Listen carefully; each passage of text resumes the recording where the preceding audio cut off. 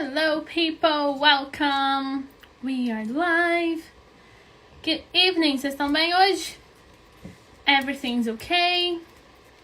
Vamos só aguardar um pouquinho para todo mundo entrar e o nosso convidado especialíssimo entrar também. E aí a gente já começa.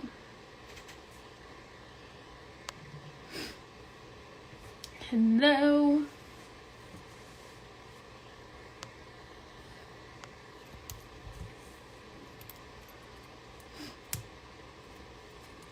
Alright, hello people, welcome to IELTS with Gaby. Welcome, welcome. Hoje teremos uma conversa muito legal com um convidado muito especial. Vamos só aguardar um pouquinho para que ele entre e para mais pessoas chegarem para a nossa conversa sobre pronunciation today. Vocês estão bem? It's okay? Tá dando para escutar? Tá tudo certo? Tell me in the comments, please. Good evening, Leila. Muito bem. Very good.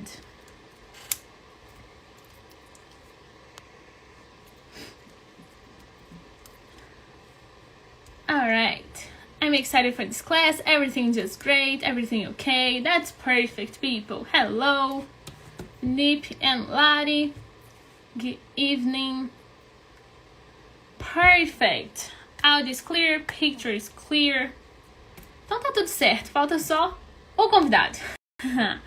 Ele vai chegar logo mais e a gente começa essa conversa enquanto o Rodrigo Honorato da EBF Academy não entra aqui. Let's talk. Foi só falar that he appeared. Então só um segundinho, pessoal, que a gente já vai começar. Trouble with TH. Muito bom, já vou até anotar aqui, nós vamos falar sobre isso hoje.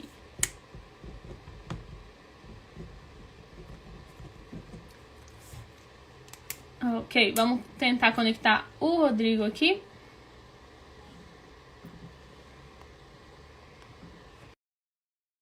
Go! Hello! Hello, Gaby. How are you? I'm doing great, and I'm excited about tonight. Yes, welcome.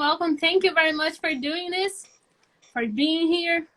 Thank you for the opportunity. I hope people enjoy it. Yes, me too. So, the first decision we have to make is, are we going to speak in English 100% of time or in Portuguese? Mixed. Well, it's up to you. Yeah, let's mix it. All right. It's up to the people. Welcome everyone who is just joining us tonight. Welcome. So we'll have a great talk this evening. Yeah, people are asking for English 100%. So let's do this. Okay, all right. Yes. What's up, Lippy? Okay. So first of all, Rodrigo, I'd like you to present yourself a little bit, explain how you got into this English world and how you became the teacher that you are now. Okay. Well, so I'm 35 years old, and I've been studying English since 2003. Actually, to be more specifically, March the 10th, 2003. That was the first time I went to an English school and really got to study the language.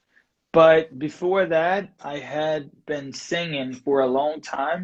You know, I've always loved music, and you know, I grew up in a very musical family. You know, my mom is a singer. My father used to play some instruments.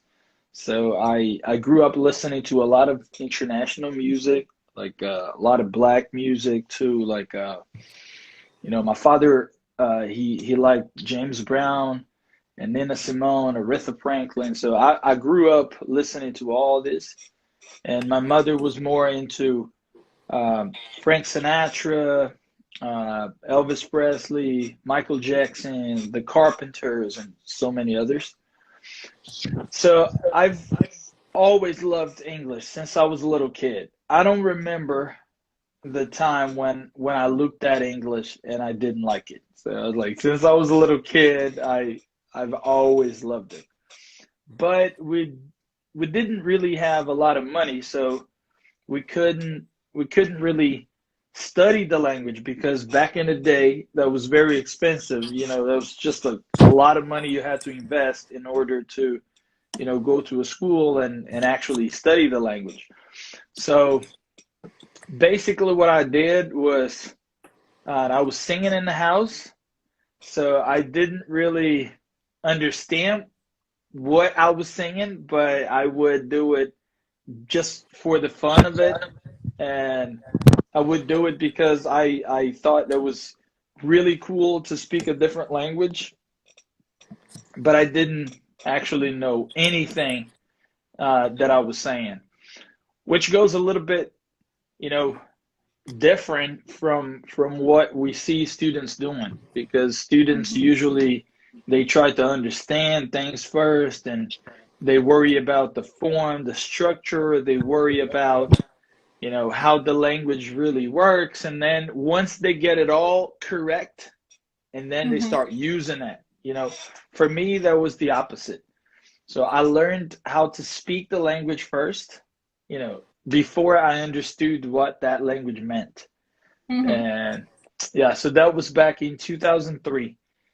And then I got to know a couple of American people. Then I fell in love with the culture, and yeah, that's when it all started. In 2006, I start college here at PUC Minas, where I studied linguistics and literature. Then I got my degree in both Portuguese and Spanish. Then I went for English later. And what else about me? I used to teach at UFMG, so I taught at UFMG for 8.5 years. But then I quit my job just because I had a contract. And then I was just like, no, I think it's time to move on. Then I've owned a school. Actually, before EBF Academy, I used to have a physical school. That's the place where you went to Yes. achieve languages Pampulha. But then I sold my part to my partner. And what else about me? Yeah, basically this is my life with English. And alongside with that, I would say traveling has been a huge part of my life too. I've been to, a couple places, and yeah, that's how I fell in love with learning languages and pronunciation and, different accents and different culture. So, and nowadays I'm here with EBF Academy, which is my project. It's a project for students in general. So I work only with private classes, individual private classes. And I have the course as well, which is the pronunciation CDC. So it's all about spoken language. That's my focus. And that's awesome. Yes, that's really great. You mentioned Achieve Language. That's where we met. Actually, I went there to do a teacher's development day with T4T, right? Teachers for Teachers. And then you gave me, you spoke about effective learning, if I recall correctly. Yes. It was great. Yes. Thank you. Very nice. And then talking about pronunciation itself, you learned a lot through music, as you mentioned, and then you graduated. And how did this passion of focusing on pronunciation and creating the whole course on pronunciation happen? Yeah, so basically what happened was that I saw that everybody was focusing on, grammar, and they were focusing on, very, I would say, common things for the schools. So it was just like everything that I was teaching in schools, that's what the other teachers were focusing on. They were focusing on the tests. They were focusing on the grammar itself, how to read academic paper, how to write academically. So they were always focusing on that. And actually, I was not good at it. For example, I would totally, highly recommend everybody to take IELTS classes with you because Thank you. I see that because you are dedicated. You have gotten something to say, well, I'm gonna make this my job, so I'm going to really understand how this works. I'm going to dedicate myself to it, and I'm gonna be the best I can be. So then, Yes, like exactly. nowadays, like I have a person to go and say, well, Rodrigo, I really need to study for IELTS. So I got Gabby. So Gabby, this is a friend of mine, and Yeah, thanks. that's not something I have focused on. So I have a student. His name is Lorenzo. He has just passed the test. I mean, he's not even passed the test. He got the grade that he needed for the kind of Mm-hmm. job that he has in Australia. And I prepared him for IELTS. But I was actually studying with him. I was just like, Lorenzo, I don't really know how this goes, but this is what I believe we should be doing. And Mm-hmm. then, but I knew how to focus on the spoken part because that's what I fell in love with a long time ago. I was just Mm-hmm. like, wow. I mean, everybody talks about American accent, but there are so many American accents, and then Mm-hmm. I love to hear the musicality of the language. I was like, wow, people in California they open the vowels, but people in Texas tend to speak more nasally like that, Mm-hmm.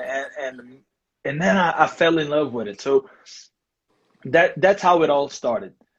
And one thing that made me feel happy was the fact that every time I was rapping, people would look at me and they were jaw dropped. They were like, "Hey man, do you really understand what you're saying?" And then I was like, "Yeah, I mean, hey, can you do that again?" And then I would rap, so then that would make me feel happy. So then I thought, I need to do something. I need to help people get to the level that they feel that they are doing good, that they feel that they Mm-hmm. are proud of themselves now. And that's how Yeah. I decided to dedicate to pronunciation because I didn't see a lot of people doing that either. Yes, that's awesome. And many people think that you are actually American, right? When they listen to you speak. I had a friend that today she asked me, "Isn't he American?" I'm like, "No, he's from Barizonas. Like he's from here." She's like, That's cool. "No That's cool. way!" Yeah. So.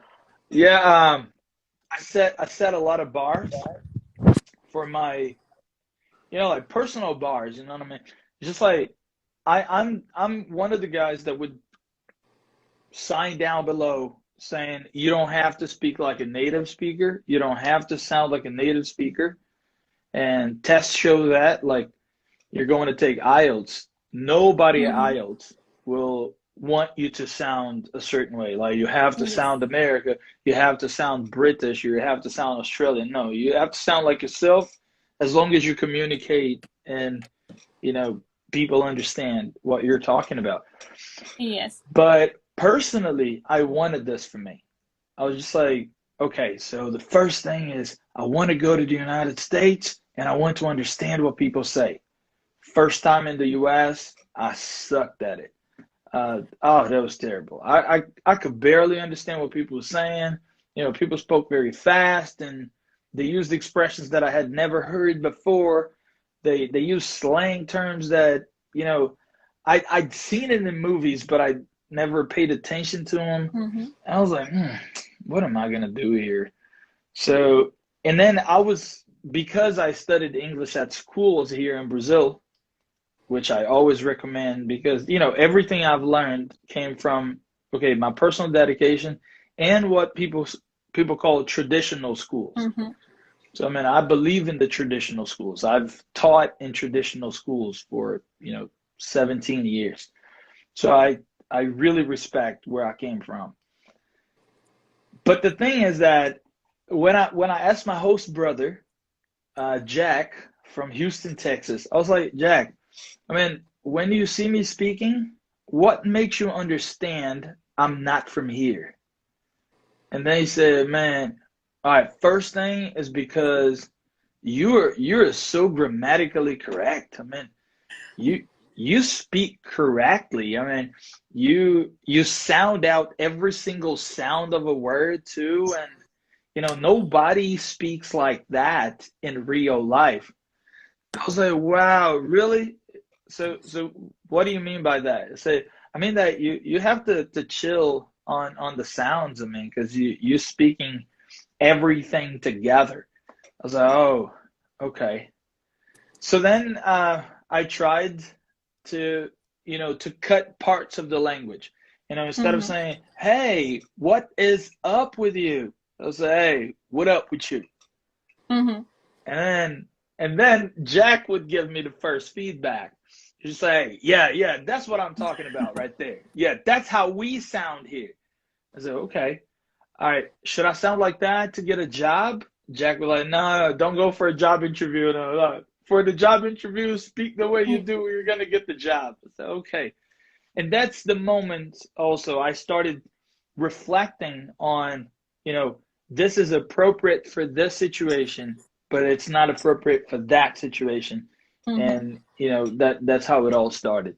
Uh, what else? So then I set this first bar. I would like to understand people. Then the second bar was I would like people to understand me. And then third was I want people to think I'm not from a different country. Mm-hmm. That's it. So that was like simple as that. I want people to talk to me and say, oh, really? I thought you're from here. That's what I wanted. So I set that bar. And what did I do to make that happen? I was paying attention to specific things. It's like, oh, look at that, man. The flap T is pronounced that way. Oh, this only happens when the T or the D is between two vowels, but it's unstressed syllable because you're going to say hotel. You cannot say hotel because, the T is between the two vowels, but it's in a stressed syllable. So you have to sound that T out, not a flap. So then I started paying attention to this and I started to build sound awareness. You know what I mean? So I was just like, every time people spoke, I knew what that was or how to Mm-hmm. explain why that happened. And then I started doing that myself. And the last bar I set for myself was like, I want people to think I'm from the South. Just Mm-hmm. because, I love the South of the United States. So I was just like, I want people to think I'm from the South. So that happened in 2017. 10 years later, 10 years Mm-hmm. after I went to the US for the first time, I was at the airport in Miami. And then, so when I got to Miami, I got my cell phone.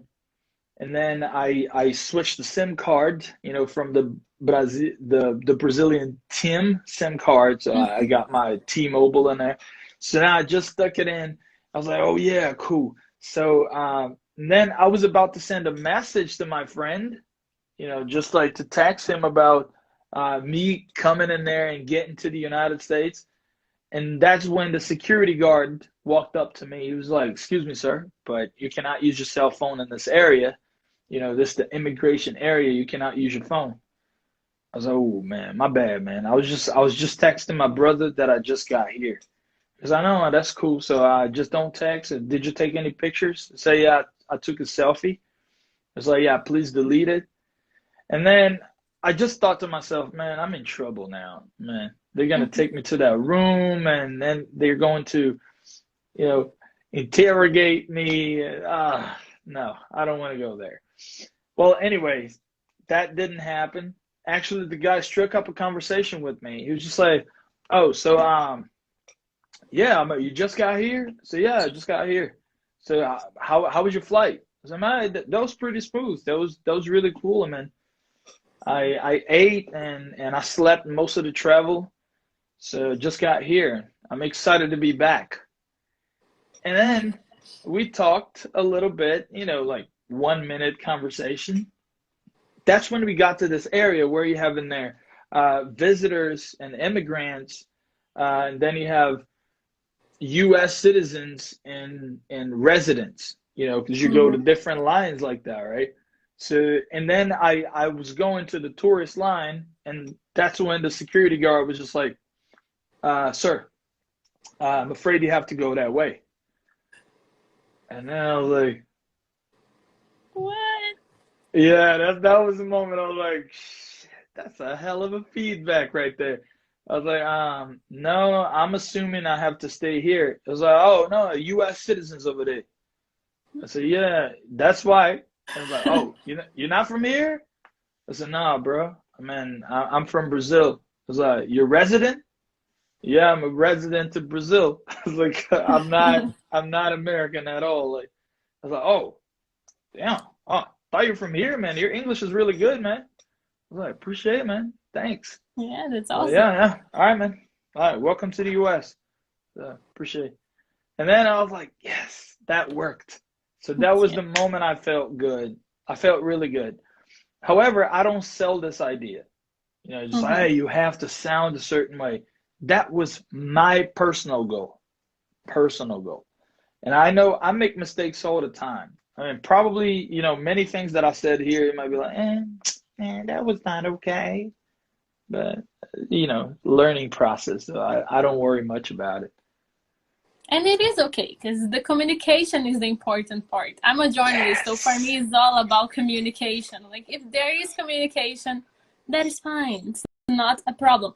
In the real life conversation, of course, people that are going to take the IELTS, be grammatically correct during your test, so you don't lose points about that. That's right. And speaking about the IELTS real quick, you mentioned about the accent for the exam, for the speaking exam of IELTS especially. And many people think they have to sound British because it's a British exam.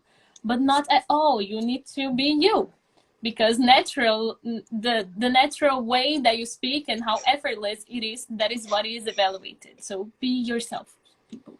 Don't be too nervous to sound British, American, or from whatever accent you would like to. And speaking about accents, this is the most asked question, I think, in the internet about pronunciation. What is the difference between pronunciation and accent? Okay. Well, accent is a very big.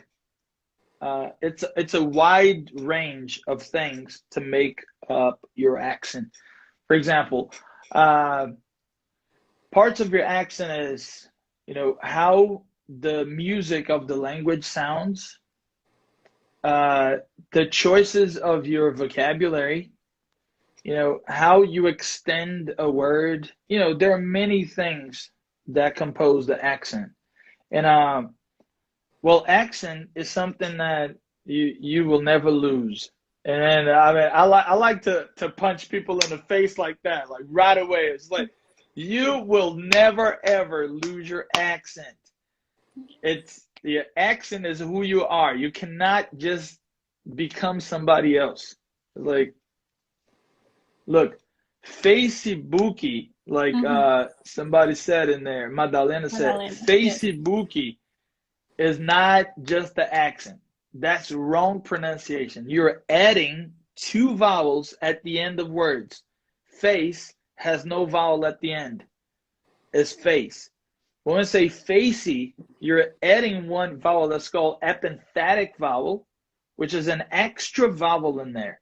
So that is not just about an accent. It's about the what is that? It's just like you're adding a syllable to it, and when you do it, it's just wrong pronunciation. So this thing you can change.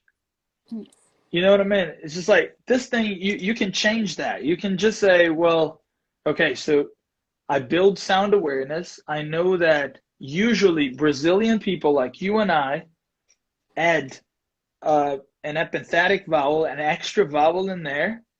And when I do that, I'm actually adding an extra syllable to it, so I'm not going to do that. So I'm going to say Facebook. Okay, Facebook. You can change that. But the way I say Facebook, even though the pronunciation is all right, I'm still carrying so many things from my culture, from my heritage, from my history, and that is your accent. You cannot change that. That's funny because I see people walking around going like this, man. Yeah, I think I'm just gonna change my accent. I said, no, you're not gonna do that. It's like it's not gonna happen. I mean, you would have to delete, erase your history, and it's impossible to do it. Mm-hmm. You would have to be born again. Mm-hmm. So it's just like it's funny to say that, but you know, a lot of people want to be native speakers, but this is never going to happen. I'm Because sorry not to native. yeah, it's like I'm sorry to bust anybody's bubbles in there, but it's not gonna happen. You're not going to be native speaker of the English language if you were not born into that language. I mean, you can get very close to it, and that's okay. I mean, if you don't get very close to it, that's okay. I mean, and it's just like Albert just said, Dixon Gracie has good pronunciation, but with strong Brazilian accent. Exactly. I mean, you can sound perfectly in English without having to sound like somebody else. That's like my point is like you don't just like you said, Gabby, just be yourself. Speak as clearly as possible. Communicate your thoughts. You'll be fine. I mean, you don't have to be someone else. I mean, that's crazy, but that idea is kind of crazy. It's just like I feel that people are so worried about the judgment of others that they prefer to be others than to be themselves. I mean, they prefer being others to being themselves. Yes. You know what I mean? So it's like, it's crazy. really? Yeah, like, really? I mean, you have to sound like somebody else for you to accept yourself better? Yeah. That's weird. That's weird. Last year, the year before, last year was 2020. So 2019, I got a chance to work at Disney for 2 months, do this interchange. It's an internship, but it's an exchange program. And many Brazilians go. You should go, at least, because now we don't know if it's going to happen again or not. Yeah. And many of the Brazilians that could speak and communicate, they were very worried about their speaking skills and their communication skills in English. And many Americans told us, oh, your English is really good. Like, come on, you can already communicate with us in a totally different language and work with this language and do all of this. And so the confidence of people that worked there went up during this period, because really we need to believe that we are already speaking a second language. And if we can communicate, that's it. I'm going to give you an example. I worked with people from different countries that would sound like this. Perfect. The pronunciation is not exactly like the American people or the Canadian, the Australian, the people from countries where English is spoken. But this guy, particularly Miguel, is from Mexico, and he was born into a family where language was very important. So Miguel speaks Spanish because that's his mother tongue, but he also speaks Portuguese because he said Portuguese and Spanish very close to each other, so I'm going to learn so I can communicate with my Brazilian brothers too, no problem. He learned how to speak Portuguese. Every time he spoke, that's what it sounded like. He didn't take the IELTS test, but he took the TOEFL. He took the TOEFL IBT. I got 96 on TOEFL when I did it like 5 or 6 years ago. He got 112 out of 120, which is like, Jesus Christ, you're a genius. Like you're really good. You know what I mean? So it's just like his act, and I sound much more Americanized than he does. You know, it's like when people hear me, there's it sounds American, but for that purpose in there, that didn't help me. Yes. You know what I mean? Because like I was nervous for the test, the vocabularies wouldn't come out. You know, I was thinking about a certain phrasal verb, and then you know I just used a different phrasal verb. I was like, oh my God, that was the wrong phrasal verb. You know what I mean? So it's like his accent did not matter. Mm-hmm. You know, nobody doing the test was looking at him and thinking, oh no, he doesn't sound like me, so I'm sorry. No, Yes. nobody was paying attention to this. They were just paying attention to, man, his listening is perfect. He understands all the questions. He answers all the questions. He has perfect timing. He knows how to start. He knows the vocabulary. He connects the things that he started with and how he's going to end the sentence with. He knows how to communicate perfectly. And every time he was sounding like this. And for him, that's very clear. He's like, Rodrigo, I mean, I don't have to sound like a friend. I don't have to sound like somebody else. I have to sound like myself. If you understand me, communication is clear because I understand everything you say. I don't have any problem understanding anybody. So I hope you don't have problems understanding me. I was like, man, you're evolved. Like, you're Yes. different. Like, And that's exactly it. And speaking about the pronunciation, as you are the king of accents, actually, pronunciation and accents, you're the king of doing other accents. Let's play a game. And then I'll ask for the public participation in this game as well. So I'll give you some words and some accents to say these words, and then we can prove that it's different, the accent and the pronunciation. So if people have any ideas for other words and other accents, feel free to send here in the comments and we'll play it. So the first one, are you ready? Yeah, I mean, Yep. I hopefully. Yeah, let's try it. So the first word is apple, and you should say it as a New Yorker and as a person from Texas. Okay, so it's difficult to go with the words like that because they usually sound very similarly. But I would say you can say a sentence if you want. Okay. I Okay, put you on so the it's spot. just like, yeah. But I would say like a person from Brooklyn, New York would say like, well, I'm from the Big Apple. Like the big, like it has like from Brooklyn, and the Big Apple. And people in Texas, that would sound more nasal for that. So they'd say, well, I heard that James from the Big Apple.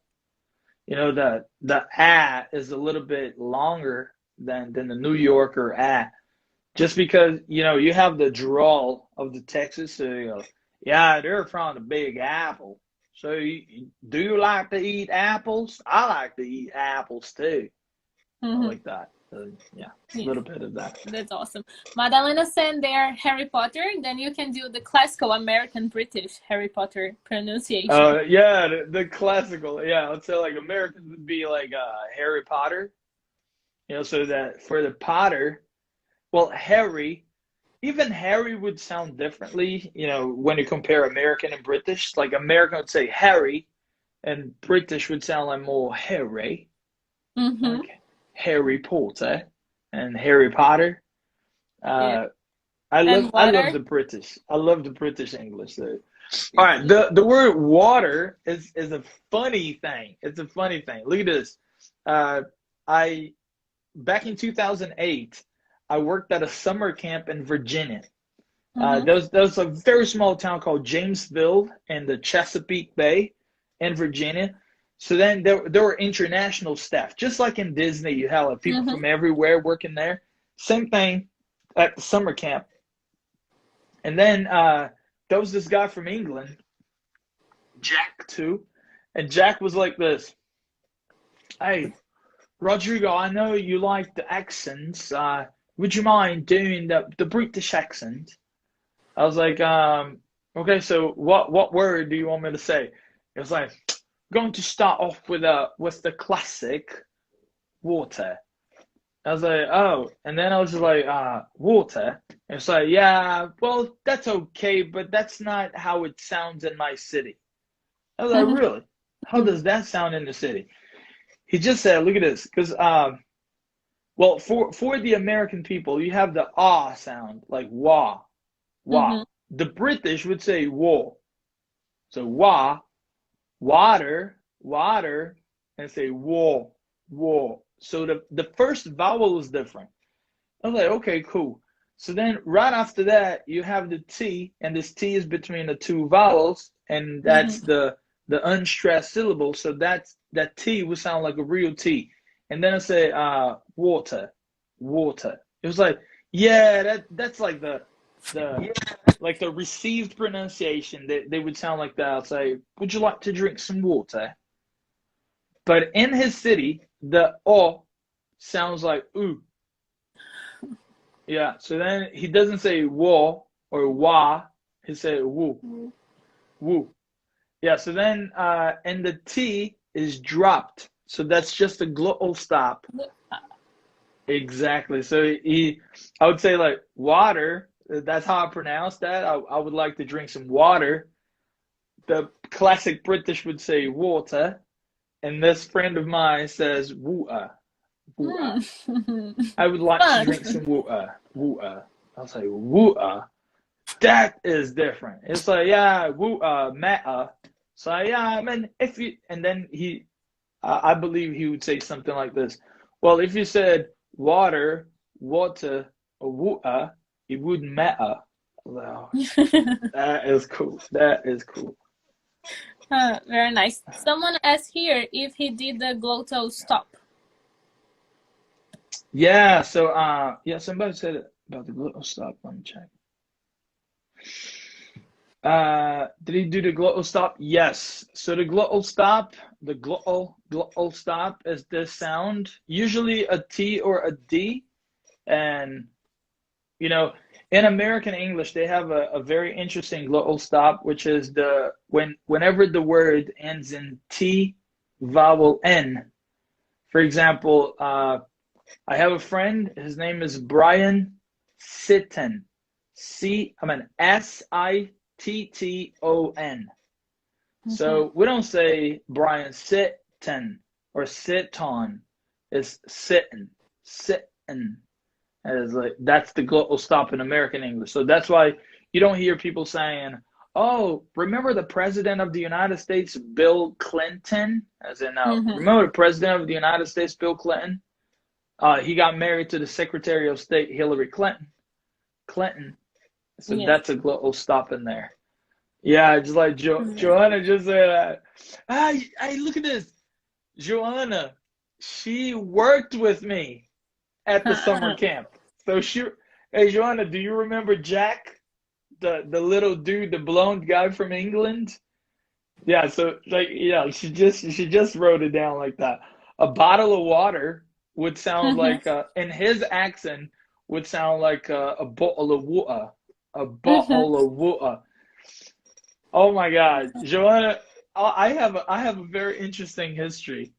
Like that's the story about Joanna. Joanna Montemor, by the way, she is an amazing professional. You should check her out. Joanna was like that. Look at this.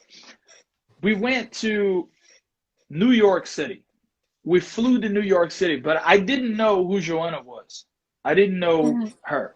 It's like I had no idea like who Joanna was. It was like, okay, so I'm in New York City by myself, and you know I flew Brazil to Miami, Miami to New York, and then from New York, I would take a bus to go to Jamesville, Virginia, back in 2008 for the summer. That was an amazing thing. So then, well, I took the bus by myself, and then I'm right there sitting. Well, we took this road trip for 9 hours from New York City to Jamesville, Virginia. Would be 9 hours. So then, when we got to our destination in Virginia, I got off the bus. I got my luggage, you know, like a suitcase, backpack, and stuff. And then I saw Joanna talking to the driver. You know, the driver was this black woman, you know, with the typical black American accent, and she is Southern, which makes it a little bit more difficult to understand. You know what I'm talking about? It's just like, she would tell like this. I mean, if this is your first time going to the United States and you talk to a person like that, that might sound a little hard to understand. Real talk. You know, she sounded like this, you know, the bus driver. And so Joanna was trying to talk to her, but that was difficult to understand. That was difficult for me to understand because that was my second time in the U.S., but Joanna was having a hard time. So then I looked at Joanna like that. I was like, I don't know her, but let me just pay attention. Look at that, what you say. You helped me a lot. I'm so grateful. That was like, because I looked at Joanna, I was just like, let me hear that once again. So then that's when I paid attention. And Joanna was trying to explain, you know, she's got English in there. Pronunciation is okay. Vocabulary was okay. But then we have one thing, which is our identity. When I heard Joanna, I was just like, this sounds like home. This sounds like my family. I mean, this sounds like my students, my people. I was just like, excuse me, are you Brazilian? And she was like, yes. And that's when he broke out and said, não, então beleza, então vou te ajudar aqui. Ela, você tá indo pra onde? Eu falei, não, tô indo pra acampamento, Camp Silver Beach. Ela, não, que bom, também tô indo. I was like, hey. And then we made friends, and we've been friends for, 14 years now. That's amazing. Joanna, a lot of love.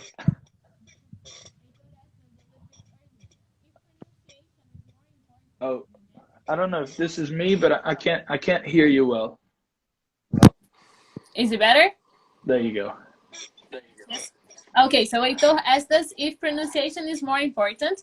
How do accents affect communication? All right. So I saw that question in there. I was like, that's an interesting question. Personally, I don't. Question. Yeah, I don't think accents, affect communication. I think that prejudice affects communication. You know what I mean? It's just like when people just say like this. Imagine you. All right, can we speak Portuguese a little bit? Yes, of course. Por exemplo, eu sou de Belo Horizonte e eu falo desse jeito. E aí, a minha família é do Rio de Janeiro. Só meu pai que veio morar em Belo Horizonte porque ele trabalhava na Coca-Cola e aí ele foi transferido. A história é meio longa.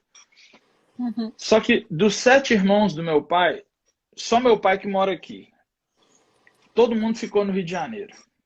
E aí, meus primos são do Rio, eu vou pro Rio direto. E beleza. Um dia, eu chego no Rio de Janeiro e falo, sei lá, não lembro o que eu falei, mas eu vou dar um exemplo do que aconteceu com a Nathalie, minha namorada. Ela falou assim, tudo bom? Eu tô querendo ir no Extras, tem algum Extra aqui? Aí o cara falou assim, Extra? O que é isso? Ela falou, Extra, o supermercado. Aí o cara, não, nunca ouvi falar, não. Talvez você tá querendo falar o extra, né? Aí eu pensei, o problema não é a comunicação. O problema é o preconceito que a pessoa tem quando você não fala como ela. Então, para falar extra, não fez diferença nenhuma se você não tem preconceito.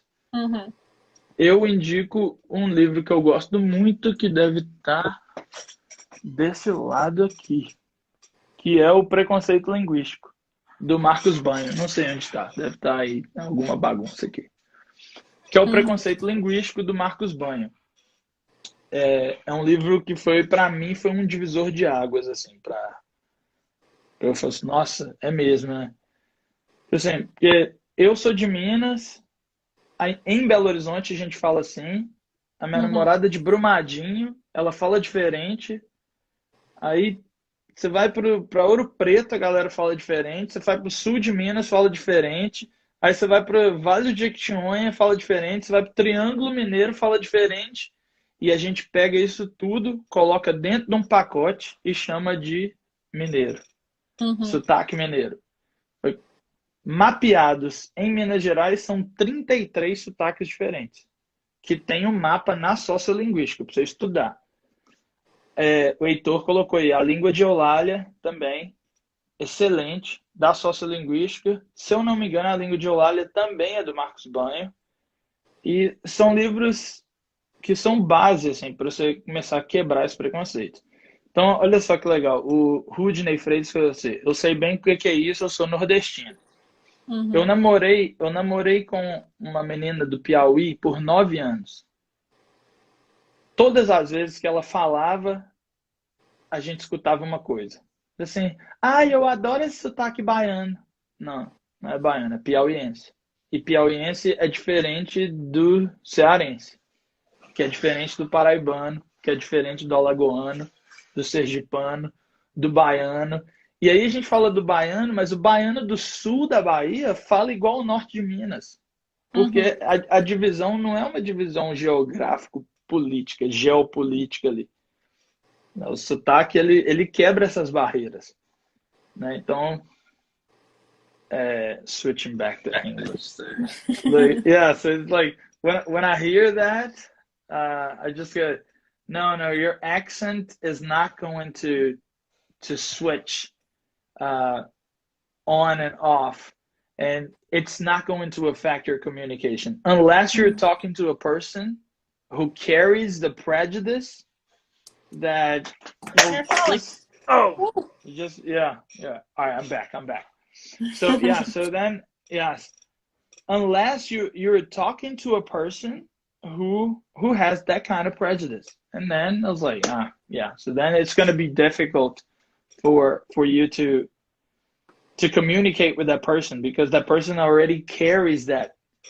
That happens in America a lot. I've seen this happening, like you get to America and then a person goes like this, excuse me, I need to get a taxi.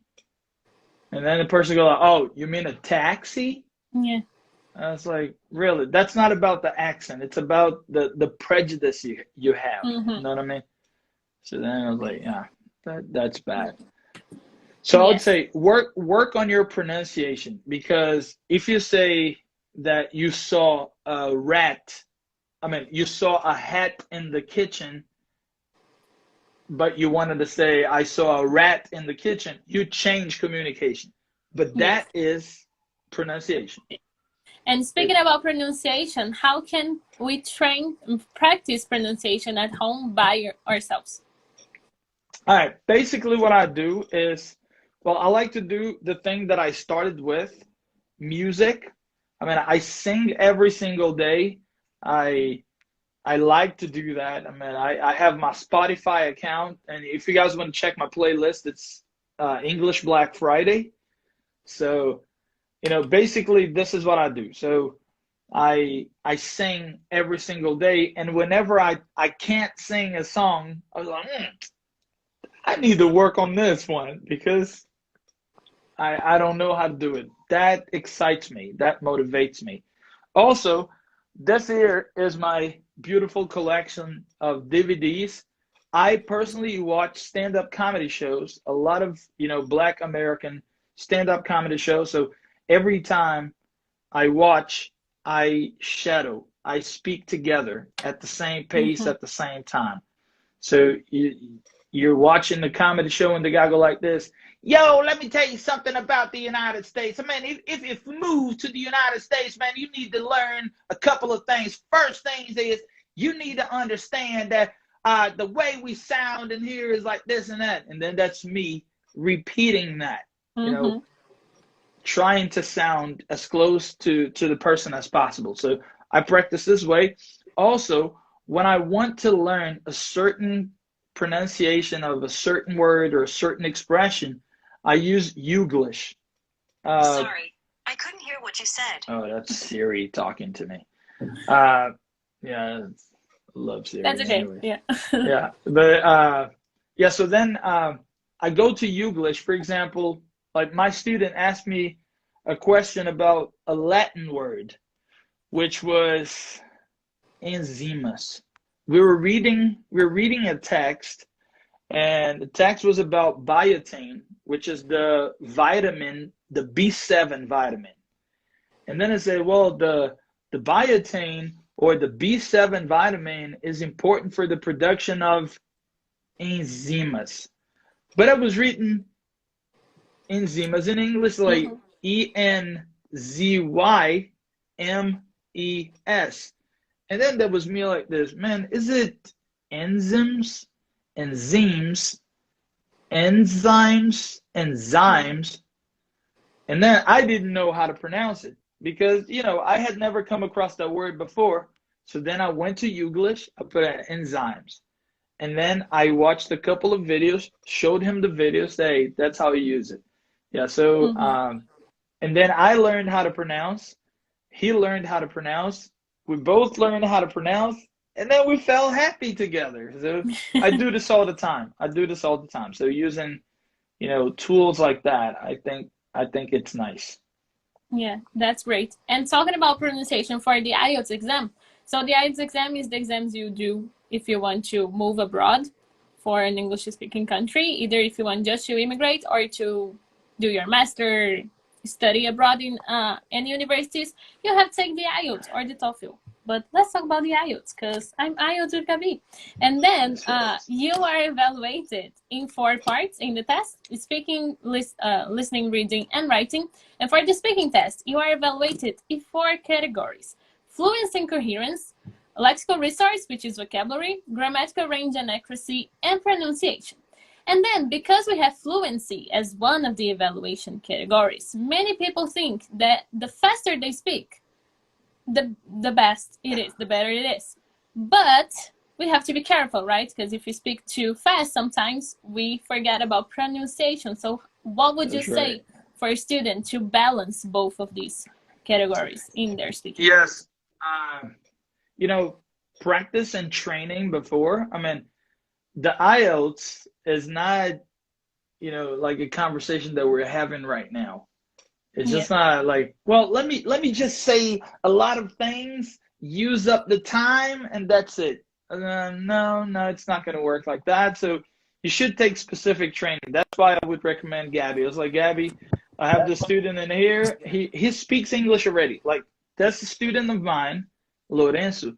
He is fluent in English. He has lived in New Zealand for the last 3 or 4 years now. I mean, he had taken classes with me here at UFMG. Has been my student for a while. I mean, I trained his wife for the TOEFL, and then he had to take the IELTS. The first time he took the IELTS, he got 6, but he needed 6.5. And then he said, Rodrigo, man, I got 6, man. I don't understand why. I say, well, as I told you before, I'm not the right person to teach. I'm just helping you out with the test. So I'm studying the test now, and then I'm helping you out with that. But, well, here on the speaking part, you should not be using all this, you know, things that you're using, like slang terms, you know, because he's so fluent and that's so natural for him to say, man, I was hanging out with a couple of buddies of mine. I said, no, that's not going to help you out. Not for the test. It's not really academic. Not really academic. Exactly. So you know what you're doing, right? Because you have like the general test and you have the academic text. Yes. So for the academic test, you need to sound academic. So you need to learn how to start a sentence, how to use the connectives, and, you know, make one idea get connected to the other. And if you speak too fast, you might forget about that. And you might pronounce things wrong. Like, I've seen a lot of people saying, you know, they want to sound fluent, which for them is fast. I was like, man, fluent is not fast. Fluent is fluent. Different stuff. They say, thank you very much. It dies, right? Thank you very much. Yeah, thank you very much. And we wait for the rest of the word. Yeah, like, give me the ch at the end. I was like, thank you very much. Like, and if you say it, you don't have to say it fast. You can say, thank you very much. Thank you very much for the explanation. Thank you very much for the explanation. Thank you very much for the explanation. It's like you speaking too fast, but you're not pronouncing the words correctly. So the person that hears you, it sounds like in Portuguese you say like "Obrigado, babe." Oh, valeu, Mm-hmm. valeu pela, valeu, bom pra caramba. That's like, Yeah. that's not academic, so you need to change that. Yeah. That's weird. Yeah, and the thing with IELTS is not that it only matters if you know English, if you're fluent or you have grammar or everything. You need strategies because it's a very specific evaluating type of test. And then even when I did it for my master in England. And I was already a teacher when I studied for IELTS, but I had to sit and study for IELTS and understand the test, just like you That's did right. with That's Lorenzo. right. That's the key. That's the big secret with IELTS. We need strategies, and then we have to apply the correct ones, so we can get to the band score, to the grade that we need. Very well, and we're coming to the end of our talk of this night. But I have one more question. What do you think is the most difficult part of this learning pronunciation process, and how to solve it, this problem, right? How to get rid of this? All right. So personally, I think that it starts with you know your mindset, like how you're built. You know, there are people that they're so perfectionist that they will have problems because they want to sound a certain way, and you don't have to. I mean, so the first thing I think you need to do is to work on your mental. It's like understand that you are you. You don't have to be somebody else. You don't have to sound a certain way. You know, just be yourself, and that's it. Second thing is, there's always training. Like in when I built my course, what I did was like, well, I want to help my student understand the vowels, the consonants, the vowels there are in the language, the consonants there are, how the syllables are important. And when I started paying attention to that, that's when you build a sound awareness. And then when you're going to pronounce the word, you actually understand how that word should sound like. And then you start paying attention to it. It's just like for me, I'm so worried about speaking that I don't care if I make grammar mistakes. I Mm-hmm. don't care if I make vocabulary mistake, because my focus is on the spoken language. I was like, yeah, man, I watch my stories, and then if I make like today I I had a problem with a typo in there. Instead of saying your, like you are, I put Mm-hmm. your as The as possessive. the possessive. Yeah. So then I was like, well, I'm not going to Yeah. delete that. I'm not gonna go there. But if I see, myself pronouncing something that is not okay, you know, little things like changing like fit for feet, Mm-hmm. and then I delete it and I do it again just because I really like it, and for me it's not a problem. But yeah, so then that's what I would say to people. It's like understand the vowels, understand the consonants, focus on the correct syllable, understand how to produce the schwa. The schwa is the only sound that has a name. That's how important that sound Mm-hmm. is. I mean, and then people are like this, man, you know what? I'm not going to study the schwa. So how come you're not going to study the schwa? The schwa is the only sound that has a name, which means that that thing is very important. I mean, you should pay attention to that. Yeah. Look at Shane. My brother Shane is like, is actually from Texas. Don't listen to his nonsense about being Brazilian. It's like that's Yeah. crazy. But yeah, so then that's what I would say. And by the way, like that's awesome that the three of us are here. Because like Gabby for IELTS Shane for TOEFL. It's like that. Perfect. Gabby for IELTS, Shane for TOEFL. You know, TOEFL IBT with my brother Shane, IELTS with my sister Gabby. That's it. Yeah. Pronunciation with myself. Yes, that's it. That's perfect. Well, thank you very much. You're awesome. Oh, You brought thank a you. lot to the table in this conversation. Thank you for doing this. Thank you everyone who watched it. And just like Rodrigo just said, pronunciation with him, IELTS with me, and TOEFL with Shane. That's it, people. That's right. Thank you very That's much. right. Have a Thank great you time. very much. You enjoy it. Bye-bye.